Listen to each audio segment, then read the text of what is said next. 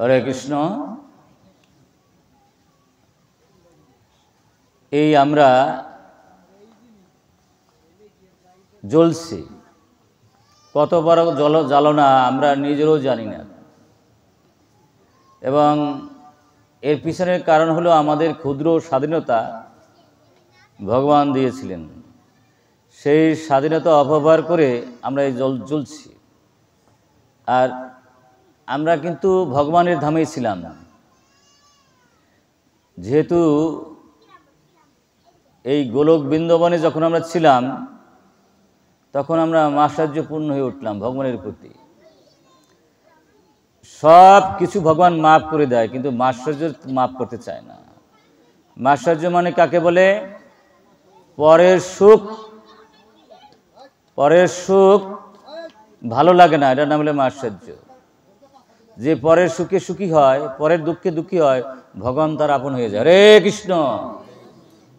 পরের সুখে সুখী, পরের দুঃখে দুঃখী। কিন্তু যতক্ষণ পর্যন্ত আমরা সমস্ত জীবকে আপনা ভাবতে পারবো, ভগবান কোনোদিন আপন হয় না। এটা হলো বাস্তবতা। কারণ সমস্ত জীব হচ্ছে ভগবানের সন্তান। আমি যদি তার সন্তানের সাথে সম্পর্ক ভালো না রাখি, মালিকের সাথে সম্পর্ক ভালো হবে?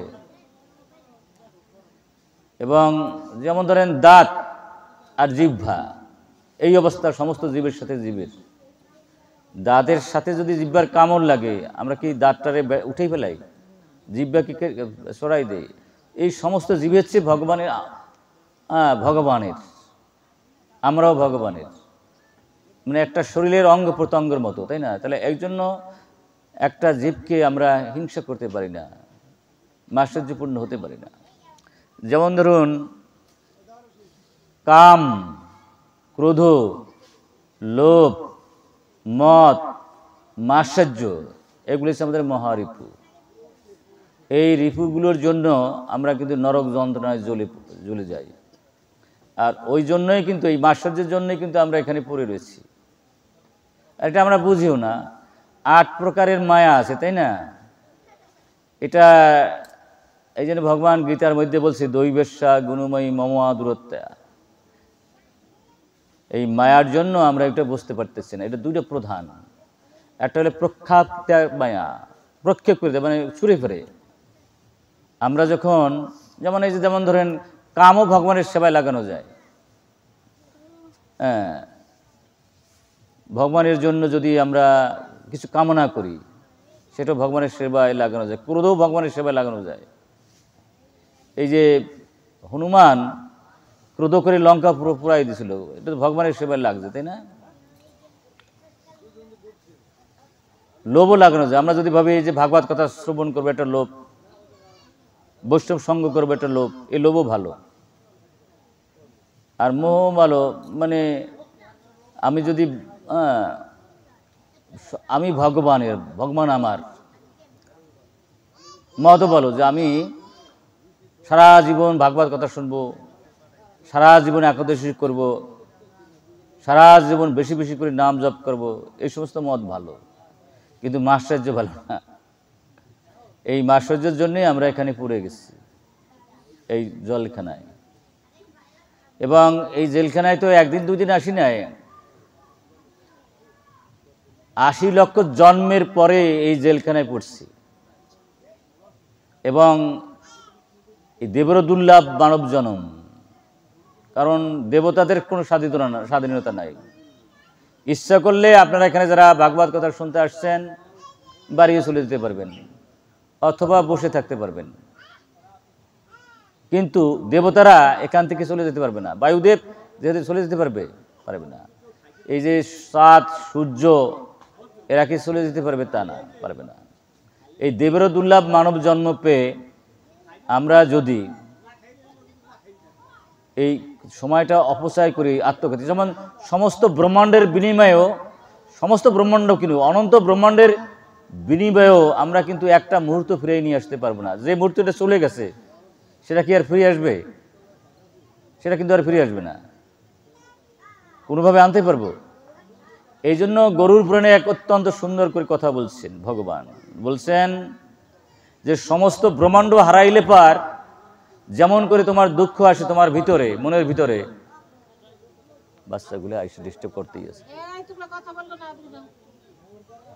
এখানে সমস্ত ব্রহ্মাণ্ড হারানোর পর আমাদের ভিতরে যদি ধরেন অনেক হাজার হাজার কোটি কোটি টাকার মালিক আমরা হতে পারি, তাই না? হয়তো দেখা গেল ডাকাতি সব কিছু নিয়ে গেল, তাই না? আমাদের দুঃখ আসতেই পারে।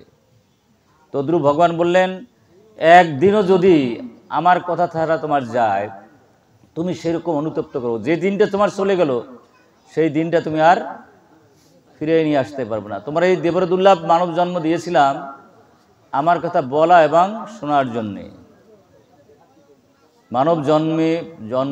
মানব জন্ম পেয়ে যারা এই কৃষ্ণ কথা ভাগবত কথা শ্রবণ করলো না, তাদের মতো হতভাগ্য আর কেউ নাই। কারণ সব কিছু শুরু হয় এবং শেষ হয়ে যায়। কৃষ্ণ কথা যেটা শোনানো হবে বা শোনা যাবে সেটি অক্ষয়ে থাকে, বুঝলেন? এত বড় মূল্যবান জিনিস। দেবরদুল্লাভ মানব জন্ম সার্থক হবে যদি কেউ এই ভাগবত কথা শোনে বা শোনায়। এই ভাগবত তাই বলছে, ধর্ম সংসপুংসাম বিশাক্ষণ কথা সুজা না উৎপদম যদি রতিম শ্রম এবহি কেবলম।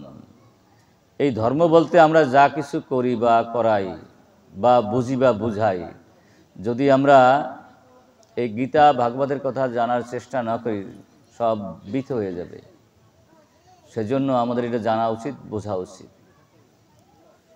এবং দেখুন, আমরা প্রত্যেকটি জীবেই অনেক কষ্টের মধ্যে আছি। যদি একটু সুখ থাকেও তা মৃত্যু এসে তো নিয়ে যাবে নাকি, তারপর যাবো কোথায়? 80 লক্ষ জন্মের পরে এই মানব জন্মটা পেয়েছি। এই মানব জন্ম তখনই সার্থক হবে গীতায় ভাগবতে যে কথাগুলো বলেছি ভগবান, তার যদি কিছু একটা জেনে কিছুটা মেনে চলি। জানতে হবে বা মানতে হবে, কিন্তু দুর্ভাগ্য হলো সত্য, আমাদের জানারও ইচ্ছা থাকে না, মানারও ইচ্ছা থাকে না। তার কারণ হচ্ছে আমাদের ভিতরে রুচি নাই। যদি রুচি না থাকে, যত ভালো কিছু খাই কাজও হবে না এবং খেতেও চাওয়া যাবে না। এই জন্য দেবরদুল্লাভ মানব জন্ম সার্থক করতে হলে আমাদের অবশ্যই এই মানব জন্ম সার্থক করতে হলে গীতা ভাগবত ভগবান দিয়েছেন, হয়তো কেউ কৃপা করেছেন। এইগুলো হলো সিঁড়ি। এই সিঁড়িতে যদি না পা দিই তাহলে কি ওখানে যেতে পারবো? আর যতক্ষণ পর্যন্ত ওখানে না যেতে পারবো, তিতাব জ্বালায় থেকে হাত রেহাই নেই, জন্ম মৃত্যু জরা বেদি থেকে রেহাই নেই। আমরা একটা মানুষও নাই যে আমাদের বেদি নাই, কেউ না কেউ কোনো বেদি আছে। এবং একটা মানুষ নাই যার কেউ অভাব নাই। আমরা তিতাব জ্বালায় জ্বলছি, আমরা জন্ম মৃত্যু জরা বেদিতে যাচ্ছি। এগুলো আসল জিনিস। ভগবান দেখলেন এখান থেকে যদি উদ্ধার পেতে হয়, তাহলে ভগবান দেখলেন যে আমি কি করি, ক্ষুদ্র স্বাধীনতা অপব্যবহার করে জীব তো ত্রায় রবে চলছে, জীবের কষ্টের আর শেষ নাই। যদি এই জীবকে এই তিতাব জ্বালার হাত থেকে রেহাই পেতে হয়, জন্ম মৃত্যু জরাবেদির হাত থেকে রেহাই পেতে হয়, অবশ্যই আমার একটা ব্যবস্থা করা উচিত। এই জন্য বলছে, ভজনের মধ্যে শ্রেষ্ঠ নববিধা ভক্তি, কৃষ্ণ প্রেম কৃষ্ণ দিতে ধরে মহাশক্তি, তার মধ্যে সর্বশ্রেষ্ঠ নাম সংকীর্তন, নিরপরাধের নাম লইলে পায় প্রেম ধন। 2 পদের নাম আছে, একটা অপরাধশূন্য নাম আর একটা হচ্ছে অপরাধযুক্ত নাম। কিন্তু আমরা যারা সাধারণ জীব, আমাদের ভাগ্যে হরে কৃষ্ণ প্রণব,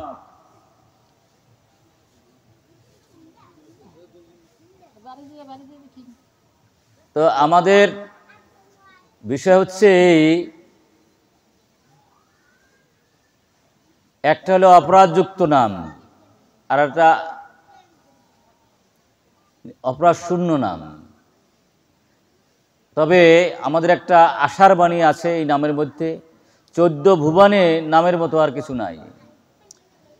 আমরা এই অপরাধ শূন্য নাম নিলে কি হয়, অপরাধ মুক্ত নাম নিলে কি হয়, আর নাম কিভাবে নিতে হবে সেই বিষয় নিয়ে আমরা একটু বলবো। এবং সেটা ভাগবত কি বলে, গীতা কি বলে, বেদ কি বলে, এই সম্পর্কে আমরা একটু টাচ দেব। আমাদের অনেক কিছু বলার সুযোগ নাই, একটু করে বলবো। তো আমরা সাধারণত জানি 64টা ভজনাঙ্গ আছে। এই 64টা ভজনাঙ্গের মধ্যে 10টি প্রধান। এই 10টি প্রধানের মধ্যে নামও আছে কিন্তু, এবং এর মধ্যে আবার 10টির থেকে আবার 5টিকে ভাগ করে দিছে। সেই 5টির মধ্যেও নাম আছে, ভাগবত কথা এবং নাম সাধুসঙ্গ, এই 5টির মধ্যে নাম আছে। তো সুতরাং এই কলির ধর্ম হচ্ছে নাম সংকীর্তন। চারি যুগে চারি ধর্ম জীবের কারণ, কলিকালে ধর্ম হয় নাম সংকীর্তন, তাই না? সুতরাং আমরা জানি এই যে আমরা তো 64টি ভজনের অঙ্গের অপরাধ আছে, 32টা সেবরাত আছে, 10টি নাম অপরাধ আছে, 10টি ধাম অপরাধ আছে, বিশেষ করে 6টি বৈষ্ণব অপরাধ আছে। এগুলি আমাদের প্রায় হয়। এ নিয়ে যদি আমরা নাম করি তাহলে ভগবান পেতে একটু দেরি হবে। তবে নামের একটা বিশাল দিক হলো এই সমস্ত অপরাধ নিয়েও যদি নাম করি, যদিও আমাদের নাম অপরাধ হয়, আমাদের বিশাল লাভ হবে। আমাদের যে কোনো বাসনা, 14 ভুবনের যে কোনো বাসনা অপরাধযুক্ত নামেও শেষ হয়ে যাবে। হরে কৃষ্ণ, বোঝা যায় না? অপরাধযুক্ত নামও যদি লই তাহলে 14 ভুবনের যত বাসনা আছে সব পূরণ হবে। এটা কি চারটিখানি কথা ভাবা যায়, কল্পনা করা যায়? যে কোনো বাসনা, আপনার স্বর্গের বাসনা, জনলোক মহালোক তপলোকের বাসনা, নারীর বাসনা, গাড়ির বাসনা, যশ প্রতিষ্ঠার বাসনা, যে কোনো বাসনা নামের মধ্যে পূরণ হবে। সুতরাং এটা যদি নামে অপরাধ হয় তারপর হবে। যদি নাম আভাস হয় তাতে কি হবে? নাম আভাস বসে আপনার মুক্তি হয়ে যাবে। ছোট্ট করে বলি, বিশাল কাহিনী আমাদের বলার সুযোগ নাই। ব্রহ্মহরিদাস 3 লক্ষ নাম নিতেন, এবং একবার হিরণ্য গোবর্ধন সবাই, বিস্তারিত আমি বলবো না, গোপাল চক্রবর্তী নামে একজন ব্রাহ্মণ ছিলেন। তিনি ওই ব্রহ্মহরিদাস সহ্য করতে পারতেন না। তো বললেন, তুমি যে নাম নিচ্ছ এই নামের মাহাত্ম্যটা একটু বলো।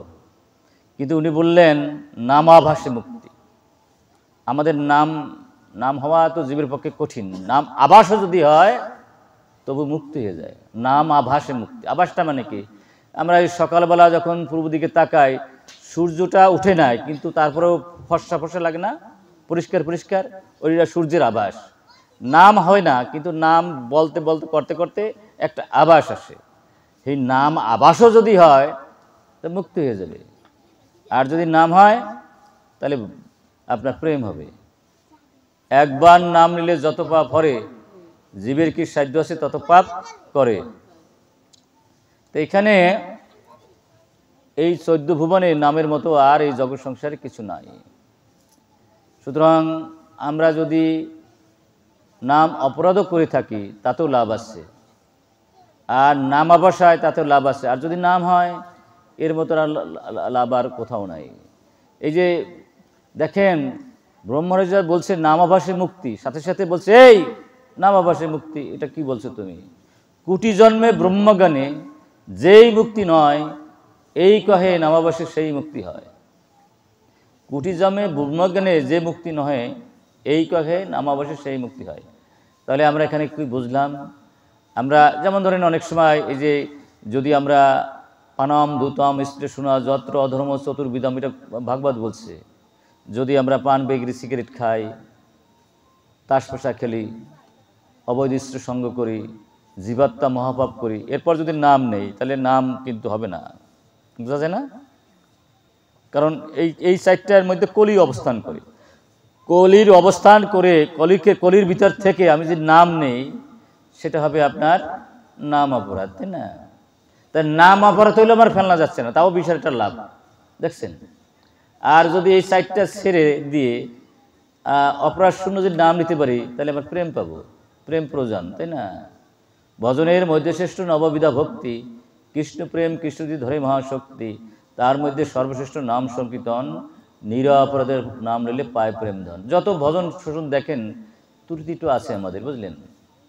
এই জন্য নামের মতো এত বড় জিনিস, আমাদের নাম অপরাধ হইল তাতে আমার বিশাল লাভ। আর না বাবার সাথে মুক্তি হবে। আর যদি নাম হয় তাহলে তো আমি প্রেম পেয়ে যাব, প্রেম প্রয়োজন, তাই না? প্রেম মানে কি? আত্মেন্দ্রিয় প্রীতিবাঞ্ছার গন্ধ থাকবে না। প্রেম আসলে কি হবে? 24 ঘন্টায় ভগবানের স্মৃতি হৃদয়ে আসবে, 24 ঘন্টায় ভগবানকে সেবা দিতে ইচ্ছা করবে, 24 ঘন্টা ভগবানের কথা মনে পড়বে। আমাদের তো মনে পড়ে না। ভগবানের স্মৃতি কি দেখি না তো। আমাদের মনে আসে 24 ঘন্টা যা ভাবি, যা চিন্তা করি, সেগুলো আমাদের মন দিয়ে ঘুরে বেড়ায়, তাই নয় কি? তো বিষয় হচ্ছে এই, আমাদের এই দেবরদুর্লভ মানব জন্ম যদি আমরা সার্থক করতে চাই, কলির ধর্মই হচ্ছে নাম সংকীর্তন। এর চেয়ে সুন্দর জিনিস জগৎ সংসারে নাই, 14 ভুবনেই হবে না, হতে পারে না। তো দেখুন এখানে যা কিছু জগৎ সংসারে করতে যাই, এতে যদি আমরা প্রথম এবং শেষের নাম না করি, সব বৃথা হয়ে যাবে, নষ্ট হয়ে যাবে, বুঝলেন? আমরা যারা জড়যজ্ঞতে আছি, যারা অনেক কিছু ছাড়তে পারি নাই, তাদের জন্য পূজা অর্চনা যখন যাই করি না কেন, সর্বাবস্থায় সর্বক্ষণ আমাদের কি করা উচিত? সেটা করার আগেও একবার বেশ কিছু সময় নাম করা উচিত এবং পরেও কিছু সময় নাম করা উচিত। আমরা যদি 16 নাম 32 অক্ষর না কীর্তন করি, তাহলে যা কিছু করতে যাব তাই কিন্তু বৃথা হয়ে যাবে। দেখেন কি গুরুত্বপূর্ণ নাম সংকীর্তন, তাই না? আমরা যদি একটা দৃষ্টান্ত দেই তাহলে হয়তো আপনার পরিষ্কার হবে, তাই না? আর বিশ্বাস হলে যদি আমরা একটু নাম নিতে পারি ঠিকঠাক মতো, তাহলে কিন্তু আমাদের অহংকারটা ভেঙে চুরমার হয়ে যায়, বুঝছেন? যদি নিতে পারি ঠিকঠাক মতো। কারণ কম বেশি আমরা ভিখারি থেকে সম্রাট পর্যন্ত আমরা প্রায়ই অহংকারী থাকি, বুঝছেন? সবাই কম বেশি যার যেটু আছে তাই নিয়ে একটু অহংকার করে, তাই না? অহংকার পতনের মূল। যতক্ষণ পর্যন্ত অহংকার শূন্য বিচ্ছিন্ন না হবে, অভিমান শূন্য বিচ্ছিন্ন না হবে, তখন ভগবান পাওয়া খুব কঠিন হয়ে যাবে, তাই না? আসল বস্তু যেটা, সেটা কিন্তু যাবে না। এই জন্য ভগবান চৈতন্যদেব বললেন, ত্রিদেবী শুনিছেন তরিদেব শেষনা অমানন মান্দন কীর্তনিয়া সদাহরি।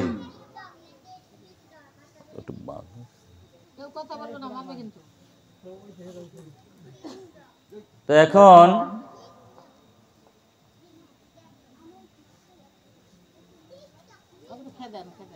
যে যে গুণে মত্ত হয়ে করে অহংকার, ঈশ্বর অবশ্য করে সংহার। আমাদের অহংকার থাকা উচিত না। যদিও আমরা অহংকার মুক্ত হইতে আমাদের কঠিন, আমাদের মধ্যে তমগুণ, রজগুণ, সত্যগুণ আছে, তো এই জন্য সহজে অহংকার মুক্ত হতে পারি না। যারা সবচেয়ে বেশি নিরহংকার ভগবান, তাই না?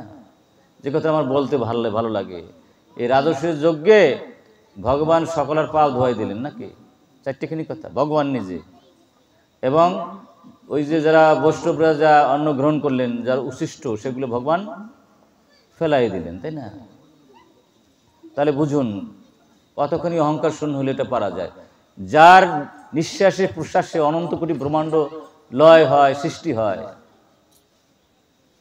যিনি সর্বশক্তিমান, যিনি সব জায়গায় থাকেন, যার মধ্যে সমস্ত কিছু বর্তমান থাকে, তিনি এই কাজটা করতে পারলেন। তাহলে কতখানি অহংকার শূন্য।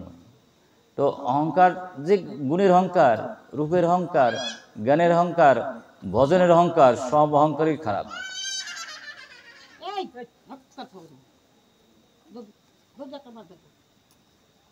এখন আপনারা শুনে থাকবেন শুক্রাচার্য। এই শুক্রাচার্য আপনার 300 তন্ত্রশাস্ত্র মুখস্থ করেছিলেন। এই তন্ত্রশাস্ত্র এমন একটা শাস্ত্র যে আপনার মরা মানুষ জিয়ে দিতে পারত, এত বড় ক্ষমতাশালী ব্রাহ্মণ। তার অহংকার হয়ে গেল যে আমি মরা মানুষ জিয়ে দিতে পারি। কিন্তু অহংকার পতনের মূল। তিনি একটা যজ্ঞ করলেন শত শত ব্রাহ্মণ দিয়ে। সেই যজ্ঞ করাতে কি হলো, আপনার পঞ্চগাভ্য যাকে বলে, সে নদীর মতো হয়ে গেল। তারপরে কিন্তু আপনার যজ্ঞ নষ্ট হয়ে গেল।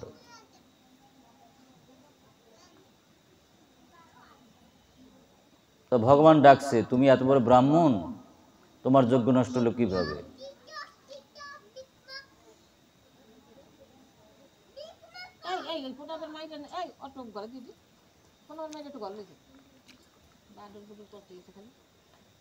এখন দেখুন ভগবান এখানে বলছেন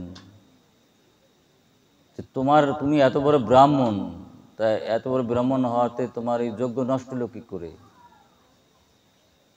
তখন শুক্রাচার্য বলে, মন্ত্র তো তন্ত্র তো ছিদ্রম দেশকালহ বস্তুত সর্বম করিতে নিঃসৃতম তব নাম অনুকীর্তনম। আমি অহংকারের বশে তোমার এই 16 নাম 32 অক্ষর একবারও জপি নাই। বলুন জয় শ্রীকৃষ্ণ চৈতন্য প্রভু নিত্যানন্দ শ্রী অদ্বৈত গদাধর শ্রীবাসাদি গৌর ভক্তবৃন্দ। হরে কৃষ্ণ কৃষ্ণ কৃষ্ণ হরে হরে, হরে রাম রাম রাম হরে হরে। দেন।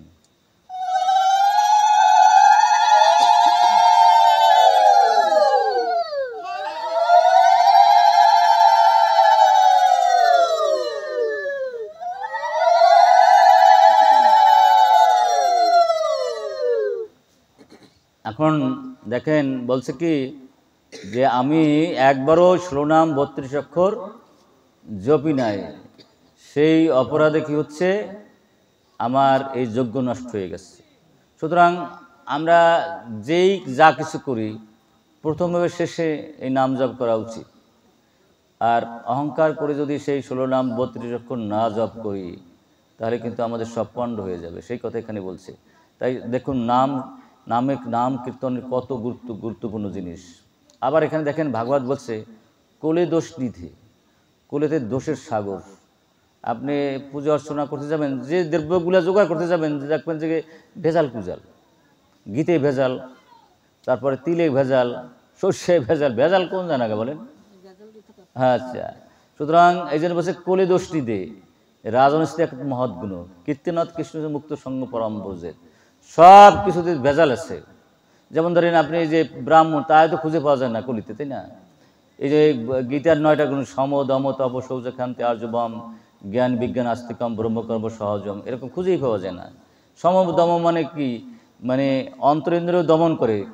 অন্তরেন্দ্রিয় যার কৃষ্ণমুখী, বহিরেন্দ্রিয় যার কৃষ্ণমুখী, তাকে আমরা সমদম। কেউ কি ইন্দ্রিয় আমাদের দমন হচ্ছে নাকি? ইন্দ্র তো আমাদের কথা শুনে না, ইন্দ্রিয় আমাদেরকে চালায় নাকি? জানি এটা পাপ, সেদিকেই মুন্ডা চলে যাচ্ছে। জানি এই কথা শোনা উচিত না, সেটা শুনি। জানি এই কথাটা বলা উচিত না, সেটা বলে ফেলি। জানি এই কাজটা করা উচিত না, সেই কাজটা করে ফেলি। তাহলে এই যে ভিতরে যে আপনার গুণ আছে, সেই গুণটাই আমাদের করে ফেলাচ্ছে। আমরা তো নিয়ন্ত্রণ করতে পারতেছি না, বরং ইন্দ্রগুলোই আমাদের নিয়ন্ত্রিত করতেছে, তাই না? আমাদের ইন্দ্রগুলো আমাদের চালাচ্ছে। আমরা কি যে ইন্দ্রগুলো চালাচ্ছি? চোখ তুমি এটা দেখো না, এটা কি পারি? কান তুমি এটা শোনো না, পারি? মুখ তুমি এটা খেও না, পারি? পা তুমি এটা করো না, পারি? এটা জানি যে এটা অপরাধ, তারপরে জিনিসটা করে ফেলি। তাহলে এটা করি কার জন্য? এই যে ইন্দ্রিয়গুলো আমার করাচ্ছে। তাহলে আমাদের দমন নাই, আমাদের নিয়ন্ত্রণ নাই নাকি? নিয়ন্ত্রণ থাকলে তো এটা করতে পারতাম, আমাদের নিয়ন্ত্রণ নাই। এই জন্য যারা সঠিক ব্রাহ্মণ তাদের নিয়ন্ত্রণ থাকার কথা, কিন্তু কলিকালে তো তা নাই। কলিকালে ব্রাহ্মণগুলো খুঁজেই পাওয়া যায় না, তাই না? এই যে পূজা অর্চনা যারা করে, তাই না? এখানে বলছে দেবতা হইয়া দেবতার পূজা দিতে হয়, তাই না? আর যদি তাই হয় তারা কখনো মাছ মাংস আহার করতে পারে না। যিনি ব্রাহ্মণ তার অবশ্যই তার মাথাটা টিকে থাকতেই হবে, তাই না? কিন্তু আছে কি কলির ব্রাহ্মণের? আচ্ছা, তারা মাছ মাংস ছেড়ে দিয়েছে, এমনকি একাদশী পর্যন্ত করে না। তাহলে আপনার এই ব্রাহ্মণ আসলে কোথায়? এই জন্য বলছে ব্রাহ্মণের মধ্যে দোষ ঢুকেছে। বৈষ্ণবের মধ্যেও আছে, এবং বৈষ্ণব হতে বড় ছিল বড় সাত, তিনি দেবী 16 থেকে পড়ে গেলাম বাদ, তাই না?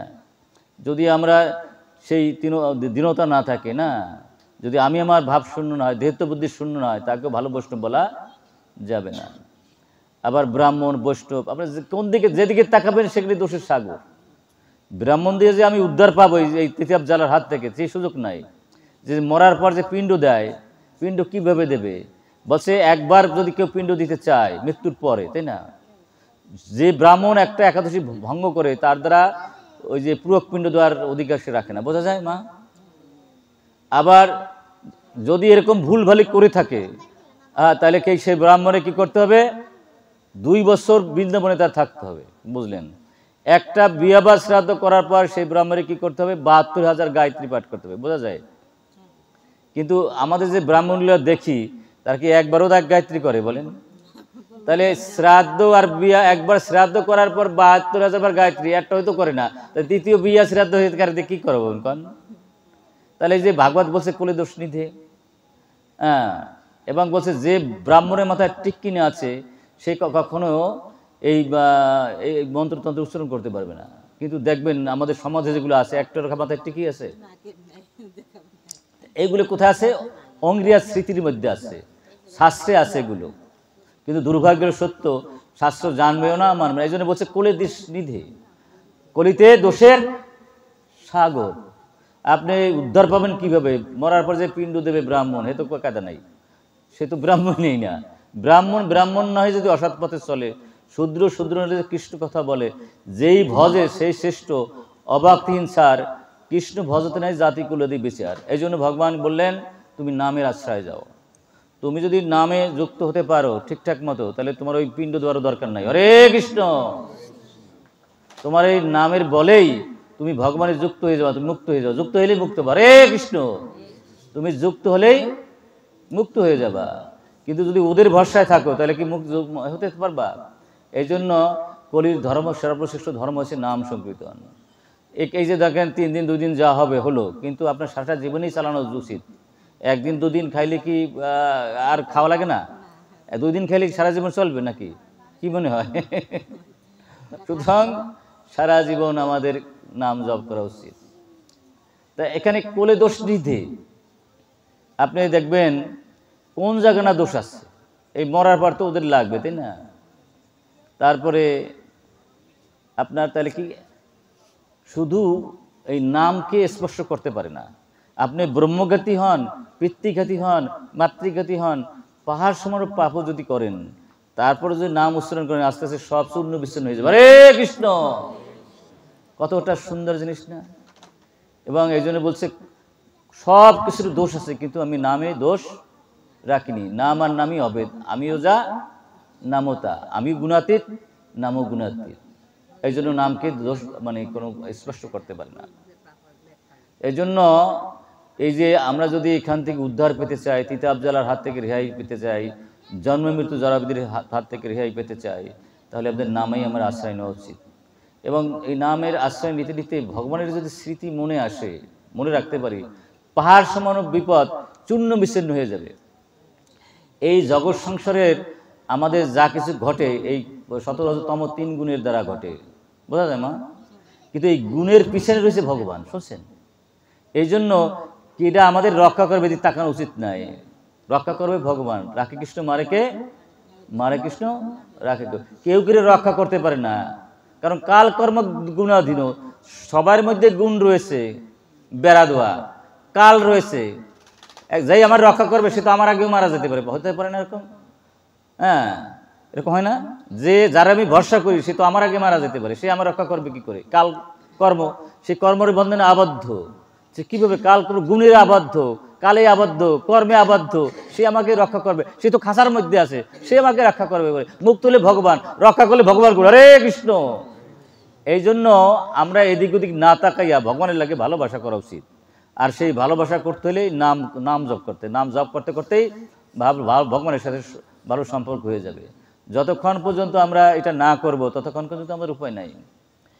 এই জন্য বলছে হরের নাম হরের নাম হরের নাম এই বকে বললাম কলৌ নাস্তব নাস্তব নাস্তব গতির অন্যতা। নাই নাই নাই, যোগে পারবে না, কর্মে পারবে না, জ্ঞানে পারবে না, আছে কি? সে নামে আছে।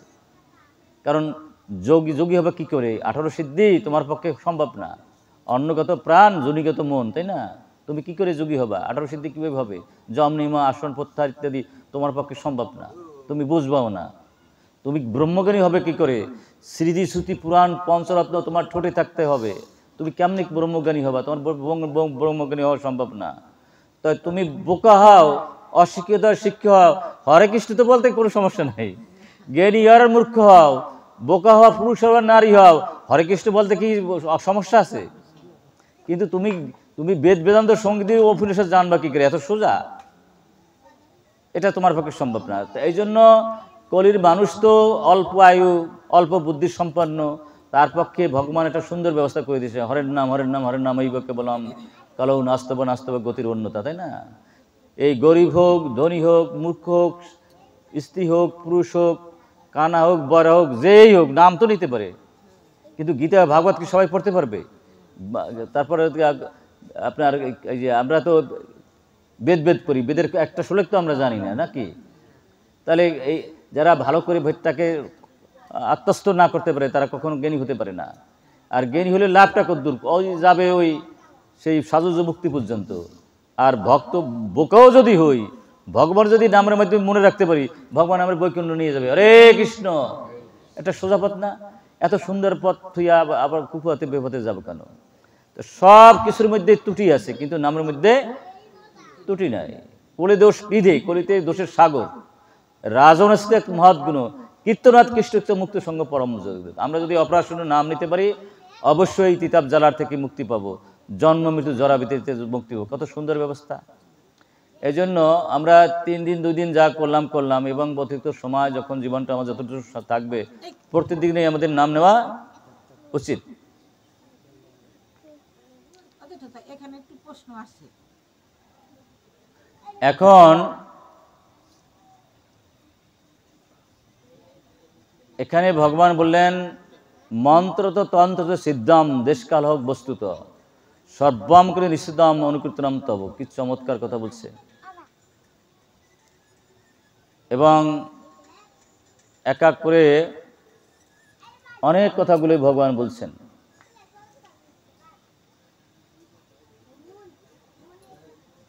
যেমন ধরুন, আমরা অনেক সময় এই যে আমরা কি করব, কপাল আমাদের খারাপ, যেভাবে গুরু গ্রহণ করতে হয় অধিকাংশ মানুষ আমরা গুরু গ্রহণ করতে পারি না। 2 বছর নাম জপ করতে হয় গুরু গ্রহণ করার আগে, 2 বছর প্রসাদ খেতে হয়, 2 বছর সাধুসঙ্গ করতে হয়, 2 বছর ভাগবত পাঠের থাকতে হয়। কিন্তু আমাদের অনেকেরই সেই ভাগ্যটা জোটে না, তাই না? কারণ ক্ষেত্র প্রস্তুত না হয়ে যদি বীজ দেওয়া হয়, তাহলে সেখানে কি গজায়? কি মনে করেন? 80 লক্ষ জন্মের পরে আমরা মানব জন্ম পেয়েছি। এই জন্মে এসে যদি আমরা সদ্গুরু পেতাম, তাহলে কিন্তু এখানে আসা লাগতো না, আমরা মুক্তি লাভ করে বৈকুণ্ঠে যেতাম। তাহলে নিশ্চয়ই আমাদের 80 লক্ষ জন্ম আমাদের সদ্গুরুর সাথে দেখা হয় নাই। তাই 80 লক্ষ জন্মের ময়লা, এটা মানে জংলা জমি, সেই জংলা জমি না করে, ওই পরিষ্কার না করে আমি যদি বীজ দিয়ে দিই, সেটা কি গজাবে? কে না বোঝে বলেন? তো এরকম আমাদের তো কপাল পড়েছে। কারণ দেখা যায় যে গুরুদেব শিষ্য বড় যোগ্যতা না, সে আমার গুরুদেব হয়ে বসে। গুরু হবে যিনি, যার ইন্দ্রিয় নিয়ন্ত্রণ আছে। এবং শুধু গুরু হলে হইবে না, শিষ্যরও ইন্দ্রিয় নিয়ন্ত্রণ করতে হবে। এবং শাস্ত্রের বিধিগুলো নিজে মানবে, শিষ্যকে মানাতে হবে। দেখেন এই যে গীতার মধ্যে কি সুন্দর বলছে, এটা যদি গুরুদেব শিষ্যকে না মানাতে পারে, সে তো কিসের গুরুদেব? স্থান ভোগানি দেবা যজ্ঞ ভাবিতা তৈ দতন অপ্রতিষ্ঠন এবস যজ্ঞ আসন শান্ত মুসতে সর্বকুল সেই ভুজান্তে তাগাম্প পাশ্চাত্যে আত্মকরণাথ। এখানে গীতার মধ্যে বলছেন যে যা কিছু খাবা, এটা যদি ভগবানকে না দিয়ে খাও, তুমি চোর, তুমি পাপী। গুরুদেব এই কাজটা করলো আর শিষ্য করলো, কামি গুরু কামি ছেলে দুজনেই নরকলা। তাহলে কি ঠিক গুরু আর ঠিক শিষ্য? কি মনে হয়? যে গীতা মানে না সে কি গুরুদেব? যে গীতা মানে না সে কি শিষ্য? গীতাই যদি না মানি, তার শিষ্য আর গুরুদেব হলাম কি করে? বোঝা যায় না মা? বোঝা যায় না? আচ্ছা, আমরা অনেক সময় পারি নাই, কপালে জোরে নাই, কিন্তু সত্যের তো সত্য বলতে পারি। দিনকে তো দিন বলা যাবে, রাত্রে তো রাত বলতে হবে, তাই না? আমরা তো সেটা এদিকে আর যেতে পারবো না। এখন বলছেন, দীক্ষা পুরস্কার যদি অপেক্ষা না করে জিহ্বা স্পর্শলে অচণ্ডালে উদ্ধারে। অনেক সময় বলা হয় যে আমার তো দীক্ষা নিয়েছি, গুরুদেব তো বলেন নাম জপ করতে। এটা একটা ভ্রান্ত ধারণা। গুরু বলুক আর না বলুক, নাম নেওয়া যাবে, কোনো সমস্যা নাই। দীক্ষা নেই আর না নেই, নাম জপ করা যাবে। আবার এমন হলো যে এমন একজন গুরুদেবের কাছে দীক্ষা নিলাম, তার কোনো মানে শাস্ত্র জ্ঞানও নাই, আর যেভাবে দীক্ষা দিতে সেভাবে দেয় নাই। সেই জন্য মহাপুরু বলছেন, এই হরে কৃষ্ণ হরে কৃষ্ণ। এই জন্য বলছিলাম বাচ্চারা আসবে না, সেটা তো আসেই গেল, বসবে না, বসতে দেবে না, হরে কৃষ্ণ। তা এখন দীক্ষা পুরস্কার বিজ্ঞ অপেক্ষা না করে জিহ্বা স্পর্শে অসণ্ডালে উদ্ধারে। আমরা যদি নাম নেই, এমন হলে আমার গুরুদেব আমার যেভাবে করার করলো না, তাই না? 4টে নিয়ম পালন করলো না। 4টে নিয়ম মানে পানম দূতম স্ত্রীষুণ যত্র অধর্ম চতুর্বিধম শয় সঙ্গ মদ, এই ভাগবতের যে নীতিগুলো, ওগুলো আমাকে মানালো না। কিন্তু আমি যদি নাম জপ করি তাহলে কিন্তু উদ্ধার পাবো। হরে কৃষ্ণ, বোঝা যায় একের নামের গুণেই আমি উদ্ধারপ্রাপ্ত হয়ে যাবো। গুরু শিষ্য কোথায় কী হলো এটা দেখির একটা বিষয় নেই। তবে যদি আমি এটা অমানি হতে পারি, মান না চাই, বা মাশ্চর্য মুক্ত হতে পারি, আর নির্মম হতে পারি, তাহলে সহজেই কাজটা হবে। কারণ মায়া করি লাভটা কি? মৃত্যুর সময় তো কিছুই নিয়ে যেতে পারব না। আর এই জগৎ সংসারে এই আমরা সব পান্থশালার প্রতীক। কার কোন সময় সময় হবে কেউ জানি না, তাই না? পান্থশালা এসে আমরা সবাই এখানে একত্রিত হয়ে বসলাম। একটা সরাইখানায় শত শত মানুষ এসে বসে থাকে, কিন্তু যার যখন সময় হয় তখন সে চলে যায়। ট্রেনে আমরা উঠি, একটা কামরার ভিতরে অনেক লোকজন বসি, তাই না? তো যার যখন যে স্টেশনে নামার কথা সে তখন নেমে পড়ে। আমরা এখানে যারা আছি সবাইকে একদিনই মারা যাব। সুতরাং যার যখন সময় হবে সে তখন চলে যাবে। তো এখানে আমি আমার ভাবটা, এটা সব হলো গোবিন্দের, আর আমি আমার ভাব এলে মায়ার ভাব এবং অহংকারের ভাব। যতক্ষণ পর্যন্ত অহংকারের অভিমান আছে ততক্ষণ পর্যন্ত আমরা খারাপ অবস্থায় আছি। অহংকার মানে কি? আমি অমুক, আমি তমুক। আর অভিমান কি? আমার এই আছে, আমার সেই আছে, এটা অভিমান। অভিমানী ভক্তিহীন জগময় সেই দিন। অহংকার অভিমান মুক্ত না হওয়া পর্যন্ত গোলক বিন্দুবারে বৈকুণ্ঠে যাওয়া যায় না। কিন্তু এই অভিমান অহংকার মুক্ত হওয়ার জন্য এই নাম দরকার। এই নাম যদি জপতে থাকতে পারি, নামের যদি আশ্রয় নিতে পারি, তাহলে কিন্তু আমার সর্বোত্তম লাভ হয়ে যাবে। এইটা হলো বিষয়। তো এখানে বলছে দীক্ষা পুরস্কার যদি অপেক্ষা না করে জিহ্বাস্পর্শে অসণ্ডালে উদ্ধারে, বুঝলেন? তো আর একটা জিনিস আমাদের বুঝতে হবে, যে ধরুন আমরা যদি এই নাম জপ না করি, বুঝলেন, তাহলে গীতা ভাগবতের কিছু বুঝবো না। এখানে বলছে ব্রহ্মণুচু, যারা এই নাম না জপ করে, নামে গুরুত্ব না বোঝে, নামকে গুরুত্ব না দেয়, যারা নামকে ধারণ বহন না করে, তারা গীতা ভাগবতের কিছু বুঝবে না, কোনো শাস্ত্রজ্ঞান তার ভিতরে আসবে না। এই জন্য সর্বোত্তম কাজটি হচ্ছে এই নাম। তাই এখানে ব্যাপারটা হচ্ছে কি, এই নামের যে অনেকগুলো ভালো দিক আছে সেগুলো হয়তো তোমার জীবন না আসতে পারে, যে খারাপ না কি বলছি, যেটা অপরাধযুক্ত নামও যদি হয় সেটাও একটা মূল্যবান জিনিস। নাম সর্বাবস্থায় অত্যন্ত মূল্যবান জিনিস। তো অনেক সময় দেখেন এই যে নাম অনেকে করে, বুঝলেন, সেগুলো বলে যে নাম কি উচ্চস্বরে করব না আস্তে আস্তে করব। উচ্চস্বরে করাই ভালো। কারণ উচ্চস্বরে করলে হয় কি, পাখি পশু পাখিটা দিয়ে তারা তো বলতে পারে না, শুনলেই তারা মুক্ত হয়ে যায়। অনেক জীব আছে এই যে ইসের মধ্যে দিয়ে ঘোরাফেরা করে, তারাও কিন্তু এটা পারে না। সেজন্য উচ্চস্বরের নাম করলে যতদূর সাউন্ড যাবে ততদূরেই মুক্তি লাভ করে। হরে কৃষ্ণ, খুব সুন্দর জিনিস। এই জন্য নাম যত উচ্চস্বরে করানো যায় ততই মঙ্গল হয়। সুতরাং কলিতে নামের মতো জগৎ সংসার কিছু নাই। কলির সর্বশ্রেষ্ঠ ধর্ম। আর এখানে আপনাদের নাম যজ্ঞ হচ্ছে, আপনারা যারা দিচ্ছেন, যারা তার সহযোগ করছেন, আপনাদের মতো ভাগ্যবতী ভাগ্যবান আর কেউ নাই। কারণ হচ্ছে কলির সর্বশ্রেষ্ঠ ধর্ম হচ্ছে নাম। সেই নামের যারা যেভাবে যেটু সাহায্য করবে, যেভাবেই, তাতেই বড় লাভ হবে, বুঝছেন? কারণ বহু গ্রন্থে বহু জায়গায় দেখা যায়, আপনি শুনলে অবাক হয়ে যাবেন। আমরা যদি একটু ছোট্ট করে বলি, ধ্রুব মহারাজ মহাবিপদে পড়ে গেল, বুঝলেন। এক সময় অনেক ধন থাকলে, অনেক জ্ঞান থাকলে, যখন ধরেন ভগবানকে ভুলে যায়, তখন ভগবান পরীক্ষা নেয়, বুঝছেন। এবং এমন বড় বিপদ পড়লো, কোনোভাবেই সে উদ্ধার পাইতেছে না। তখন মুনি ঋষিরা বললো যে দেখো, তুমি এখন নামের মাধ্যমে ভগবানের স্মরণ নাও, তাহলে তুমি মহা বিপদ থেকে রেহাই পাবে।